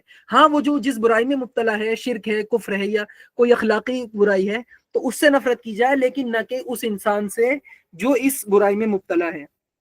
تو اس زمانے میں آپ کے سامنے عرض کروں کہ کچھ ہمارے بہت ریسنٹ علماء کا اور اکابرین کے جو ان کا بیہیویئر ہے نان مسلمز کے ساتھ, انڈیویجولز کے ساتھ, وہ کس طرح کا ہے. اور اس سے آپ کو اندازہ ہوگا کہ کس طرح سے تمام اولیاء, تمام صلحاء کی صفت نرمی ہے اور محبت کرنا ہے, نہ کہ ان سے دشمنی کرنا, جیسے کہ کچھ پرسپیکٹیوز کے نتیجے میں ہمارے یہاں آ گیا. مثلا میں آپ کے سامنے عرض کروں کہ حضرت امداد اللہ مہاجر مکی رحمہ اللہ, یہ شیخ ہیں مولانا اشرف علی تھانوی کے, اور یہ بریلویز اور دیوبندیز میں کامن فیگر ہیں, مشترک شخصیت ہیں دیوبندی اور بریلویوں کے بیچ میں. مشترک مطلب دونوں ان کو مانتے ہیں اور دونوں ان کو ریور کرتے ہیں. تو انہوں نے اپنے کسی ان کے مرید نے ان سے عرض کرا کہ حضرت فرمائیے کہ کوئی ایسا شارٹ کٹ کہ جس سے میں ولایت کے مرتبے پر پہنچ جاؤں, مطلب ولایت پانے کا شارٹ کٹ عرض کیجئے. تو انہوں نے عرض کیا کہ جب تم کسی نان مسلم کا یا سو کالڈ کسی کافر کا جنازہ دیکھو تو تم اللہ کے سامنے حاضر ہو اور زارو قطار رو, زارو قطار دعا کرو کہ اللہ اگر یہ شخص جہنم میں گیا تو اس کا ذمہ دار میں بھی ہوں, کیونکہ میرے اوپر یہ ذمہ داری تھی بحیثیت فرد امت مسلمہ کہ میں اس کو دعوت پیش کرتا, لیکن میں نے اس کو دعوت پیش نہیں کری. تو اگر یہ جہنم میں گیا تو میں اس کا ذمہ دار کیسے بن سکتا ہوں, میں تو کسی ایک انسان کو جلتے ہوئے اپنے سامنے نہیں دیکھ سکتا. تو یہ انہوں نے شارٹ کٹ عرض کرا, کس چیز کا؟ ولایت کا شارٹ کٹ. تو اور ہمارے ہاں یہ بھی ہے, میں نے بہت مطلب سنا ہے, خود تو میں نے نہیں دیکھا, کہ مسلمانوں میں یہ چیز پریولنٹ رہی ہے کہ کسی نان مسلم کا جنازہ جا رہا ہے کسی کافر کا, تو اس پر عربی کے کچھ الفاظ ہیں, وہ میرے ذہن میں اس وقت نہیں ہے, تو یہ کہتے ہیں کہ جا تیرا ٹھکانہ جہنم ہے, یا اس طرح کا کچھ ہوتا ہے, انا للہ و انا الیہ راجعون. اس سے زیادہ سنگ دلی, اس سے زیادہ جاری, یہ جانوروں کی نشانی ہے کہ مطلب تم جانور ہو اور تمہیں اس بات کا افسوس نہیں ہے کہ وہ ہمیشہ کی جہنم میں اگر چلا گیا خدا نخواستہ تو اس کے ذمہ دار ایک تم بھی ہو. تو یہ باتیں کہنے کے بجائے انہوں نے شارٹ کٹ عرض کرا ولایت کا کہ رو اللہ سے گڑ گڑاؤ کہ اللہ مجھ سے, تو میں اس میں بڑا مجرم ہوں, آپ مجھے معاف کر دیجئے اور مجھے توفیق دے دیجئے کہ میں آگے دعوت دے سکوں. اسی طرح سے جلدی سے عرض کرتا ہوں مولانا حسین احمد بدنی رحمہ اللہ, جو کہ فریڈم فائٹر ہیں, اکابرین میں سے ہیں، اور آپ کنیکٹ کر پائیں گے مولانا ارشد مدنی کے فادر ہیں. تو ظاہر ہے وہ جو فریڈم اسٹرگل تھا اس میں جو ٹاپ کی جو ہماری لیڈرشپ تھی، مسلم لیڈرشپ، اس میں وہ بھی شامل تھے. تو وہ جو ہے کسی ٹرین میں سفر کر رہے تھے، مولانا حسین احمد مدنی رحمہ اللہ، تو ٹرین میں سفر کر رہے تھے. تو آپ اس کو اپنے بیک گراؤنڈ اپنے ذہن کے بیک ڈراپ میں رکھیے کہ یہ وہ انسان کی میں بات کر رہا ہوں جو ایکٹیولی لڑ رہا ہے، مطلب جو ایکٹیو فائٹ میں، اور جو انگلش کو دیش سے بھگانے میں یقین رکھتا ہے بائی ہک اور بائی کرو. یہ وہ انسان ہے جو چاہتا ہے کسی بھی طرح، وہ دشمن ہے اس نظام کا، برٹش کولونیلزم کا. تو ان کے ساتھ کوئی فارنر بھی تھا، مطلب کوئی انگلش تھا جو سفر کر رہا تھا، کوئی ینگ مین. تو ہوا یہ کہ وہ ٹرین میں سے اپنی رفع حاجت کے لیے واش روم گیا، ٹوائلٹ گیا، تو وہ وہاں سے واپس آ گیا فوراً. تو یہ بھاپ گئے کہ کچھ نہ کچھ ایسی بات ہے جس نے اس شخص کو پریشان کیا ہے. تو وہ گئے، تو انہوں نے دیکھا تو وہ ٹوائلٹ بہت گندی تھی. تو مولانا حسین احمد مدنی، مطلب جو خود انڈیا کے ٹاپ صوفیہ میں شمار تھا اس وقت ان کا، مطلب اب تو ایسا کوئی انسان نہیں ہے جس کا اس درجے ٹاپ صوفیہ میں شمار ہو. تو انہوں نے پوری ٹوائلٹ صاف کری، اس میں کافی وقت لگا، اور پھر وہاں پر آئے واپس اپنی جگہ، اور اس شخص سے کہا، انگلش مین سے، کہ اب جا سکتے ہو، اب مطلب آپ کے لیے کوئی ایسی بات نہیں ہے.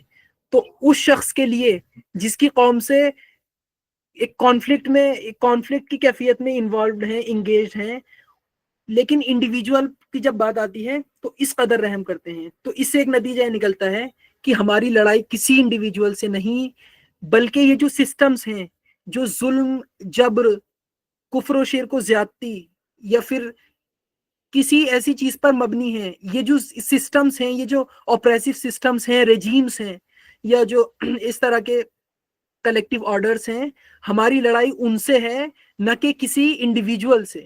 اگر اس رجیم کا انڈیویجول بھی ہمیں ملے گا، اس ایک کلیکٹیوٹی کا، اس قوم کا، تو ہم اس سے انتہا درجے کی نرمی، خیر خواہی، محبت سے پیش آئیں گے، اور محبت رکھیں گے. پیش آنا نہیں، یہ کوئی دکھاوا نہیں، اس سے محبت سے ملیں گے اور اس سے محبت رکھیں گے، انڈیویجول سے.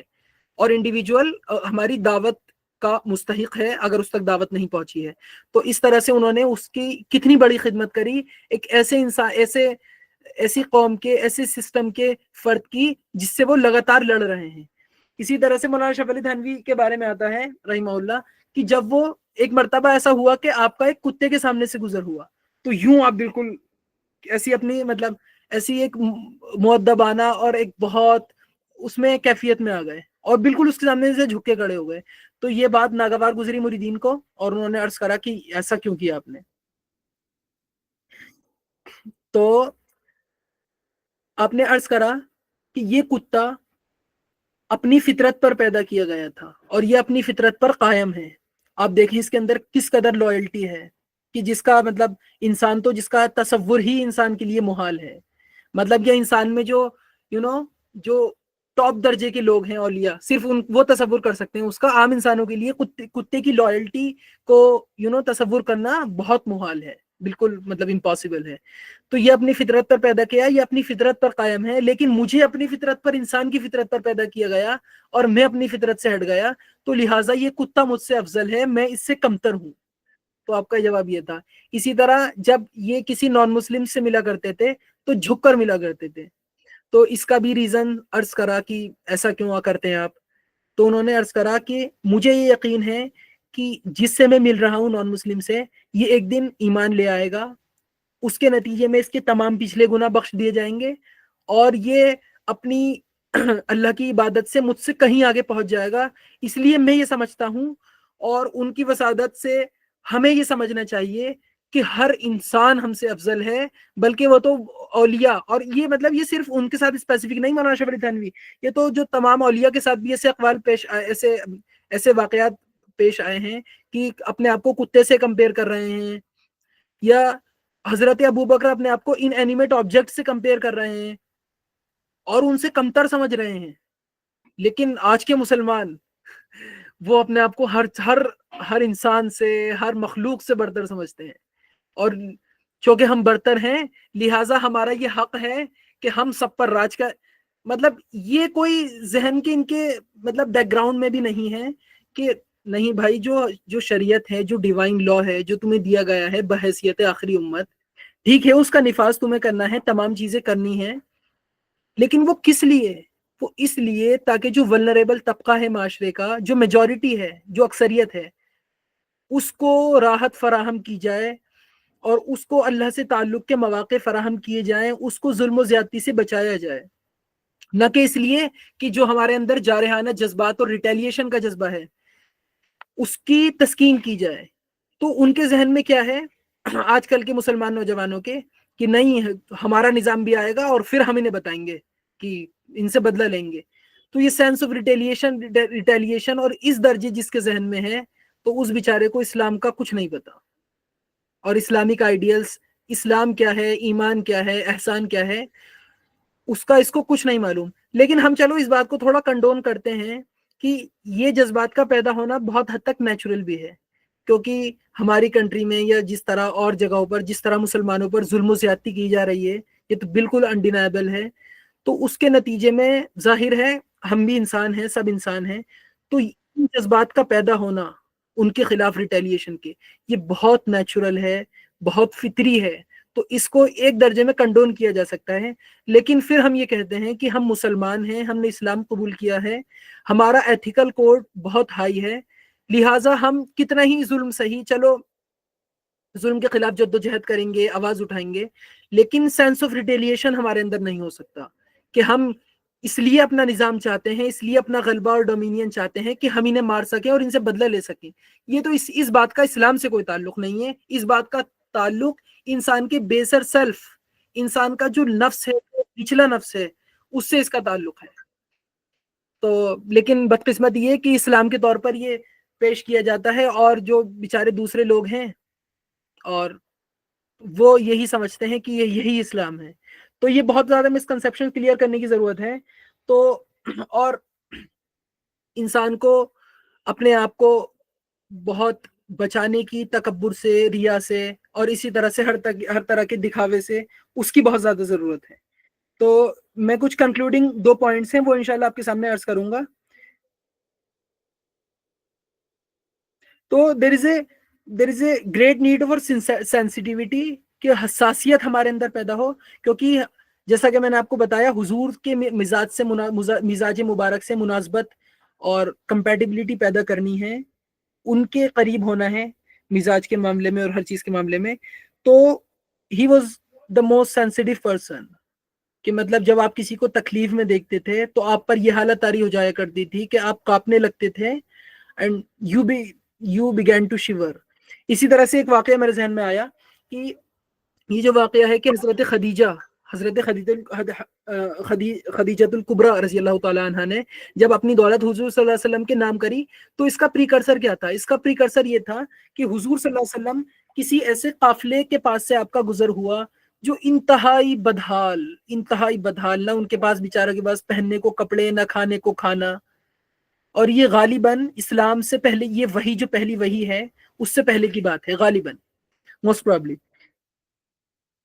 تو جب آپ اس قافلے کو دیکھ کر، آپ کے پاس اتنی استطاعت نہیں تھی کہ آپ اس قافلے کی مالی امداد یا فائنینشیل کوئی ضرورت پوری کر سکتے، تو آپ گھر میں آئے انتہائی غمگین اور بڑے بالکل بجھے ہوئے، اور آ کے آپ کمبل میں لیٹ گئے، اور آپ پہ ایک بہت کیفیت طاری ہو گئی، بہت غم کی، بہت زیادہ۔ تو اس کو دیکھ کر حضرت خدیجہ الکبریٰ نے عرض کرا کہ آخر کیا معاملہ ہے؟ تو آپ نے پھر اس قافلے کے احوال آپ سے عرض کرے کہ میں اس طرح سے قافلے کے پاس سے میرا گزر ہوا اور ان کا یہ حال ہے، لیکن میں چونکہ خود امیر نہیں ہوں اس لیے میں ان کی کوئی مدد نہیں کر سکا۔ تو اس کے وجہ سے یہ ریزن، یہ پریکرسر تھا کہ حضرت خدیجہ الکبریٰ نے آپ کو بھیجا، اور جو ایک طرح سے مکے کے جو بزنس ٹائکونز تھے، یا جو مطلب کہہ سکتے ہیں بزنس فریٹرنیٹی تھی، مطلب جو ایلیٹس کی، فائنینشیل ایلیٹس، کیونکہ حضرت خدیجہ الکبریٰ was a business tycoon obviously, تو ان کو سب کو بلایا، ان کے پریزنس میں، مطلب ان کی گواہی شاید نہ کہیں یہاں پر، پریزنس میں آپ صلی اللہ علیہ وسلم کے نام اپنی ساری دولت کر دی، اور سیرت کی کتب میں یہاں تک ہے کہ دولت کا اتنا ڈھیر جمع ہو گیا کہ آپ صلی اللہ علیہ وسلم جب وہاں بیٹھے ہوئے تھے اور جو دولت کا انبار جو ایک پائل اکٹھا ہوا تو آپ اس کے پیچھے چھپ گئے، اس قدر دولت جمع ہو گئی اور آپ نے وہ سب کے سامنے حضور صلی اللہ علیہ وسلم کے نام کر دی. تو حضور صلی اللہ علیہ وسلم کسی کو دیکھتے ہیں تو بالکل آپ یو اسٹارٹ شیورنگ اور آپ کے اوپر ایسی غمگین کیفیت طاری ہو جاتی ہے. تو یہ وہ مزاج میں نرمی ہے جو مطلوب ہے ہر مسلمان کو اور ہر انسان کو. تو بات یہاں سے تھی کہ تو there is a immense need for sensitivity, sympathy and love.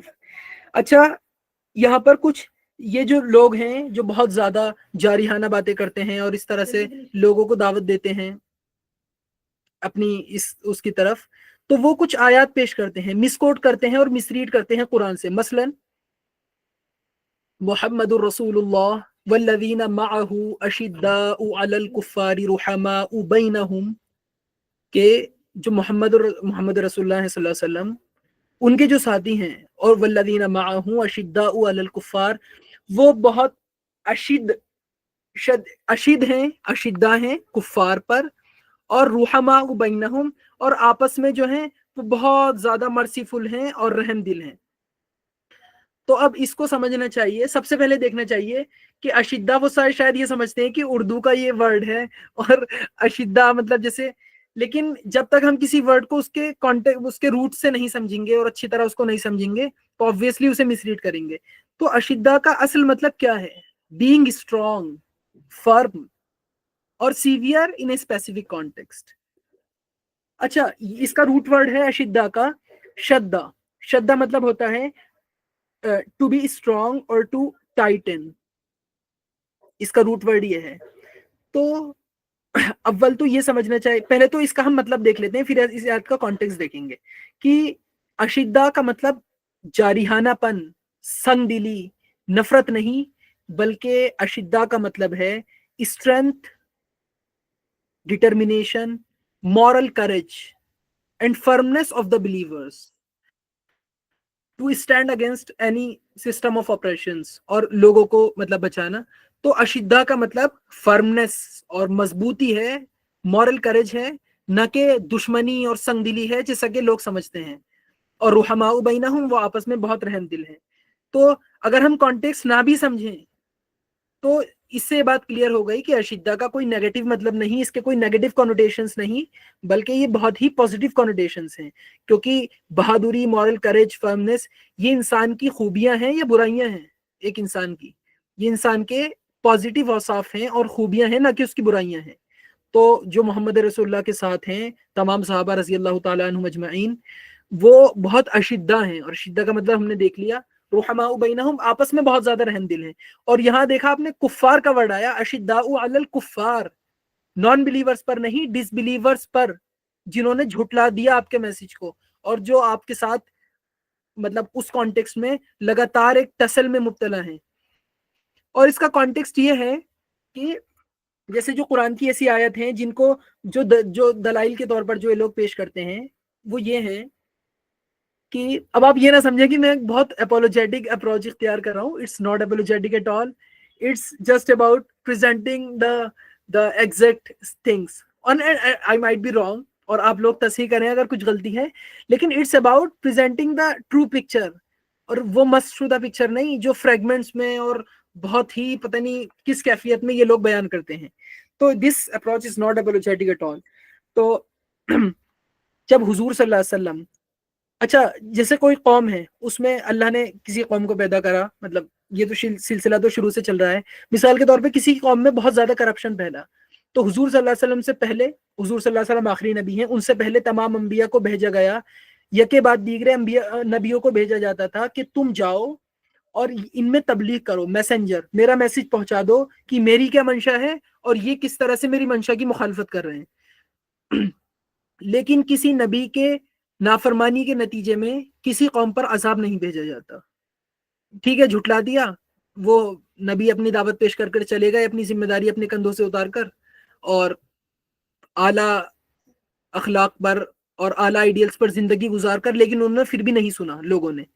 اسی طرح سے ہٹ درمی کرتے رہے، ایک کے بعد دوسرے نبی آتے رہے. لیکن ایک پوائنٹ ایسا آتا ہے کہ جہاں اللہ کسی رسول کا انتخاب کرتے ہیں اور اس کو ایک الٹیمیٹم کے ساتھ اس قوم پر بھیجتے ہیں کہ اب تم نے تمام انبیاء کو جھٹلایا، ٹھیک ہے، لیکن اب میں رسول آیا ہوں، اگر مجھے جھٹلایا اور میری بات کو نہیں مانا تو اس کے نتیجے میں تمہارے اوپر عذاب کا کوڑا برسے گا اللہ کا۔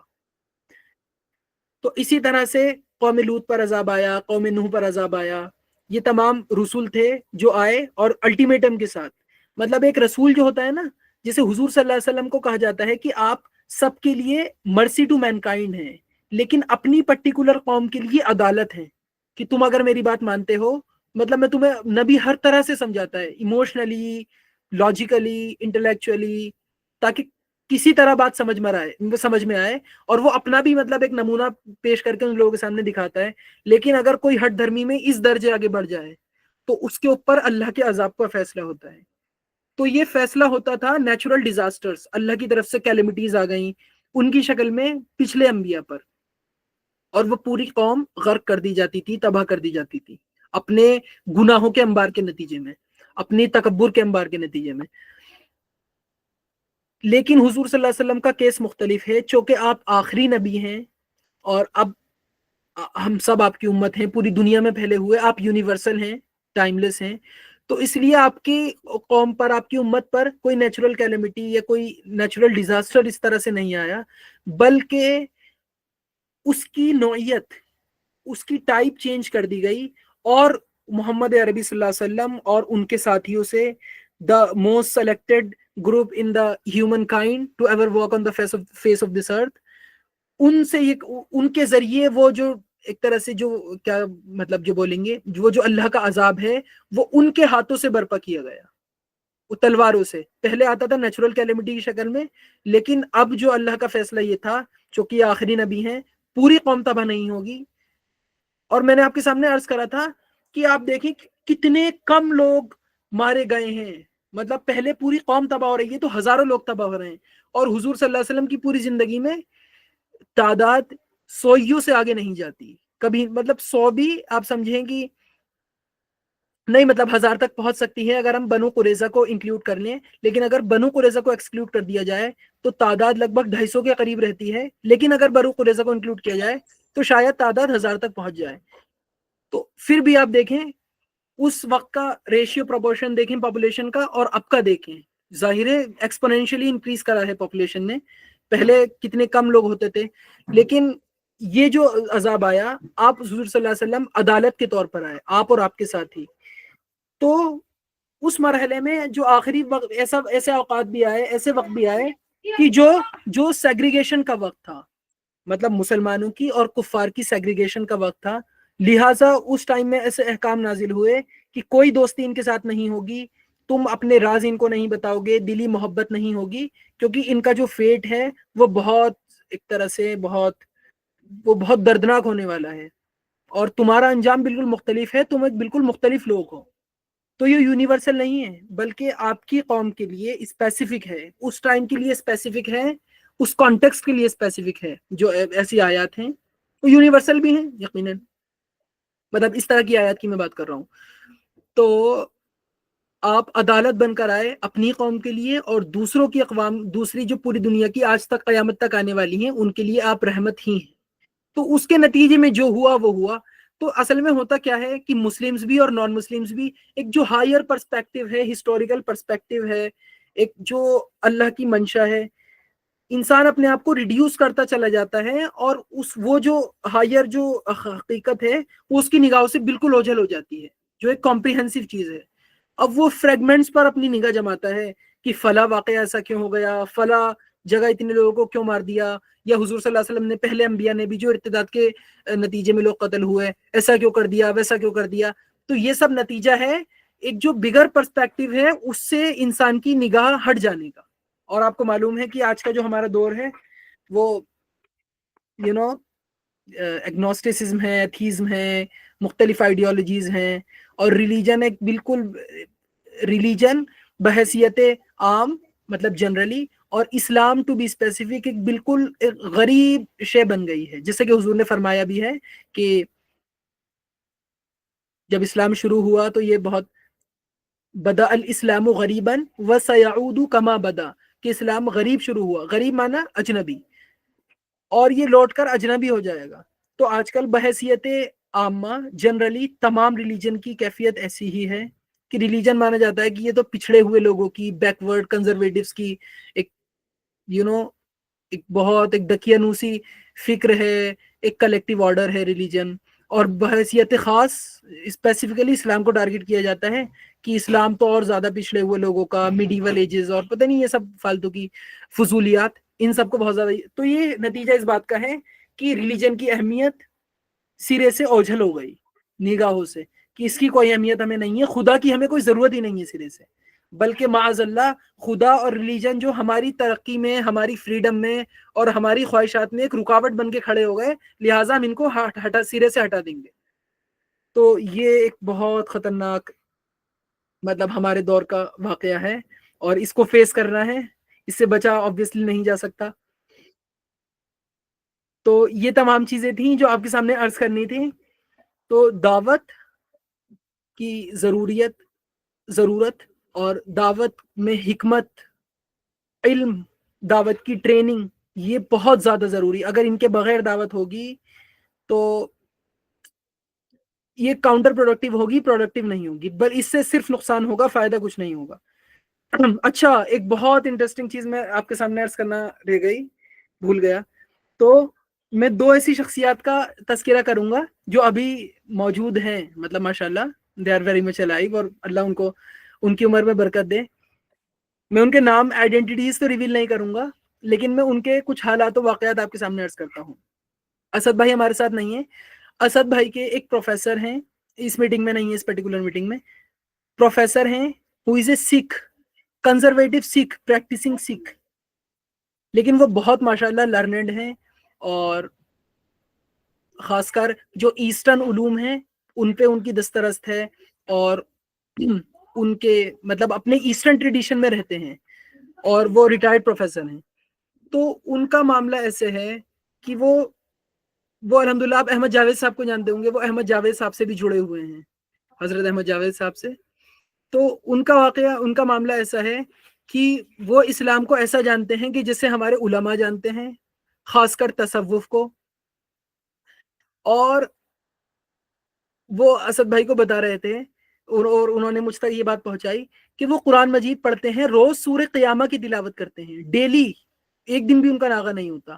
اور وہ بتا رہے تھے کہ جب میں اس آیت پر پہنچتا ہوں خذوہ فغلوہ، تو میرے اوپر ایک لرزہ طاری ہو جاتا ہے، اور میں ڈر جاتا ہوں، اور رب کا شکر ادا کرتا ہوں کہ یہ تو، وہ پنجابی بولتے ہیں اور انگلش بھی بولتے ہیں obviously، کہ یہ تو رب کی بڑی مہر ہے کہ اس نے قیامت کے واقعات جو پیش آنے والے ہیں اس سے ہمیں پہلے ہی آگاہ کر دیا. تو میں بڑا ڈر جاتا ہوں، بڑی معافی مانگتا ہوں. اب آپ بتائیے کہ ہم میں سے کتنے مسلمان ہیں جو قرآن کی تاثیر اس طرح سے اپنے اندر لے رہے ہیں. کتنی مطلب ایک گہری بات ہے، اور کتنی مطلب وردی آف رسپیکٹ کہ وہ انسان جو کہ ٹریڈیشنل سکھ ہے لیکن وہ قرآن مجید کی روز تلاوت کر رہا ہے، اور انہیں عربی آتی ہے. مطلب انہیں عربی اور فارسی اس درجے آتی ہے کہ وہ فارسی پڑھاتے ہیں، اور عربی وہ قرآن کو شاید انہوں نے پنجابی میں شاید اپنے لیے کچھ اس کا پورشن لکھا بھی ہے، اور بالکل جیسے قرآن کو پڑھتے ہیں تو وہ سمجھتے ہیں اس کو بالکل، اور حضور صلی اللہ علیہ وسلم کی بڑی رسپیکٹ کرتے ہیں. تو اس طرح کے لوگ بھی ہمارے درمیان موجود ہیں.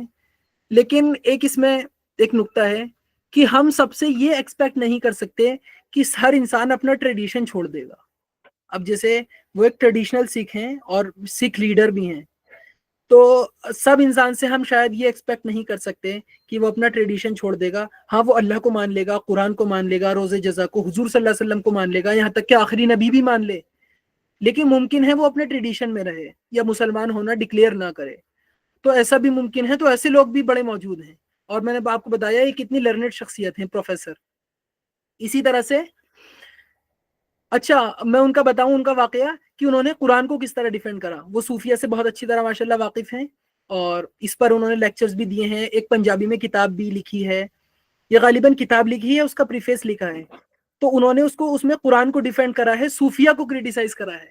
تو آپ دیکھیں کہ قرآن کو ایک نان مسلم سو کالڈ، مطلب ہم اسے نان مسلم ہی کہیں گے انہیں، کہ وہ کس طرح سے قرآن کو ڈیفینڈ کر رہے ہیں. وہ فرماتے ہیں کہ یہ جو صوفیہ مختلف ٹرمینالوجیز بیان کرتے ہیں جس کے وجہ سے ٹریڈیشنل مسلم سے علماء سے ان کی دوری ہو جاتی ہے. اس کی وجہ یہ ہے کیونکہ یہ لوگ چاہیں بظاہر اس بات کو کہیں نہ, لیکن یہ قرآن کا جو لنگو ہے اور قرآن کا جو ایڈیم ہے اس کو کافی نہیں سمجھتے اپنا ایکسپیرینس بیان کرنے کو, لہٰذا یہ دوسری ٹرمینالوجیز کا سہارا لیتے ہیں. تو وہ یہ کہتے ہیں, مطلب وہ کہتے ہیں, میں یہ کہتا ہوں کہ یہ قرآن اللہ کا کلام ہے, رب کا کلام ہے, اور اس میں تو تمام چیزیں موجود ہیں. یہ تمہاری بلائنڈنس ہے صوفیہ کی, اور یہ تمہاری کوتاہی ہے کہ تم اس میں وہ چیزیں تمہیں مل نہیں رہی. تو تم اپنے آپ کو اپنے آپ پر ملامت کرو, نہ کہ یہ کہ تم قرآن کو چھوڑ کے کہیں اور چل دو. تو دیکھیں آپ کہ قرآن کو ایک انسان کس طرح سے ڈیفینڈ کر رہا ہے کہ قرآن میں وہ سب چیزیں بکمال موجود ہیں, لیکن تم جو دوسری چیزوں کا سہارا لے رہے ہو اس کی وجہ یہ ہے کہ تمہیں وہ چیزیں ملی نہیں ابھی صحیح طرح سے. اسی طرح سے ایک ہے فادر, مطلب فادر کرسچن ٹریڈیشن میں کہا جاتا ہے کسی پریسٹ کو, وہ ہیں جیسوئٹ, اور یہیں دلی میں ہے سول لائنس میں. تو وہ جیسوئٹ ہیں. جیسوئٹ مطلب ہوتا ہے ایک اکیڈمک پریسٹ جو اکیڈمک ایشوز کو, اور جو کرسچن کے جیسے پڑھے لکھے, مطلب ایک ہماری زبان میں اگر کہیں ایک محقق عالم, ایک ریسرچر پریسٹ کو جیسوئٹ بولتے ہیں, شاید آپ لوگ بالکل واقف ہوں گے. تو ان سے جب ہماری ملاقات ہوئی تو میں کچھ چیزیں ان کی بتاتا ہوں کہ انہوں نے سلام میں پہل کری, اور ان کے واٹس ایپ اسٹیٹس میں انہوں نے انفارمیشن میں لگا رکھا ہے استغفر اللہ ربی من کل ذنب واتوب الیہ. اور جب ہماری ان سے ملاقات ہوئی, بہت ہی پازیٹیو انسان, حضور صلی اللہ علیہ وسلم کو نبی ماننے والے, اور obviously آپ کو پتا ہے اللہ کو تو یہ مانتے ہی ہیں, لیکن ان کا مطلب آرگیومنٹ یہ تھا, obviously وہ جیسوئٹ ہیں, پوری زندگی انہوں نے اپنی مشنریز, اور مشنریز میں تو نہیں لیکن اپنے جیسے جو ان کے کیا بولتے ہیں کہ جو جہاں کرسچن اسٹے کرتے ہیں, مونیسٹریز رائٹ, ہاں مونیسٹریز, تو وہاں گزار دی. تو انہوں نے کہا کہ ہم آپ کو صحیح تو مانتے ہیں لیکن اپنے ٹریڈیشن کو چھوڑ نہیں سکتے. تو یہاں بھی انسان کچھ ڈیلیما میں, کچھ کشمکش میں مبتلا ہو جاتا ہے. لیکن میں نے جیسے آپ کے سامنے عرض کرا, وہ تو مجھے یہ دونوں حضرات مجھ سے بڑھ کر نظر آئے, اور حضور صلی اللہ علیہ وسلم کی عزت کرنے والے اور اسلام کو جاننے والے. تو ایسے لوگ بھی موجود ہیں, ان کا معاملہ اللہ کے سپرد کہ اللہ ان کے ساتھ کیا معاملہ کرتے ہیں. ہمیں ان سے محبت کرنی ہے, ان کو ریور کرنا ہے, اور کیوں نہ کریں. مطلب جیسے میں نے آپ کے سامنے جو واقعات جو ان کے احوال پیش کرے, تو یہ لوگ تو وردی آف رسپیکٹ, اور ان لوگوں سے سیکھا جائے. اور ان کا معاملہ جو ہے, معاملہ ان کا ہی نہیں, ان کا معاملہ یا کسی کا بھی معاملہ وہ اللہ کے سپرد. We are no one to جج کہ کوئی کون جنتی ہے کون جہنمی ہے, کیونکہ ہم تو اس کا باطن دیکھ سکتے ہیں نا. ممکن ہے کہ کوئی انسان کا کسی انسان کے اندر ایمان ہو اور اس نے وہ ڈکلیئر نہ کیا ہو, تو اس بات کا بھی امکان موجود ہے. تو انسان جو ہے وہ ظاہر پر فتویٰ لگاتا ہے, ظاہر پر ڈگری, لیکن باطن اللہ جانتا ہے. تو اس سے بچنے کا طریقہ یہ جو ہم ایک بہت بڑا بلنڈر کر سکتے ہیں, فالٹ کر سکتے ہیں, کہ ہم اس کے باطن کو جانے بغیر اس کے ظاہر پہ فتویٰ لگا رہے ہیں. اور ٹھیک بھی ہے, انسان ظاہر کو ہی جان سکتا ہے, اس لیے وہ ظاہر پر ہی بات کرے گا, مطلب اس میں کوئی برائی نہیں ہے پر سے. لیکن اس سے بچنا چاہیے کہ فلا کافر فلا مشرک. اور اب تو کسی اور کہیں اور جانے کی ضرورت کیا, اب تو مسلمان اور آپس میں ہمارے علماء کو فرصت نہیں ہے, مولویوں کو, کہ بڑی تعداد کو, کہ کافر اور مشرک کہنے سے رک جائیں ایک دوسرے کو. تو یہ تو بہت ہی ڈس اپوائنٹنگ سینیریو ہے انشاءاللہ. لیکن ہمیں جو باتیں آئی ہیں مجھے اس پر عمل کرنا ہے, اور اسی کے ساتھ انشاءاللہ میں اپنی بات کو کنکلوڈ کرتا ہوں. اور اس کا کرکس یہ ہے, سیشن کا مختلف چیزیں ہیں, لیکن پرائمری یہ ہے کہ حضور صلی اللہ علیہ وسلم کے مزاج سے مناسبت. اور وہ کیسے ہوگی؟ وہ اپنے مزاج میں نرمی پیدا کر کر ہوگی. اگر مزاج میں سختی ہے اور اس سختی پر انسان کمپلیسنٹ ہے اور مطمئن ہے, تو وہ بڑے خطرے میں ہے. اللہ ہم سب کی حفاظت فرمائے. وآخر دعوانا ان الحمد للہ رب العالمین. آپ میں سے جس کے بھی کوشچنس ہیں یا کوئی ڈسکشن کوئی انیشیٹ کرنا چاہے تو پلیز گو اہیڈ. یا پلیز.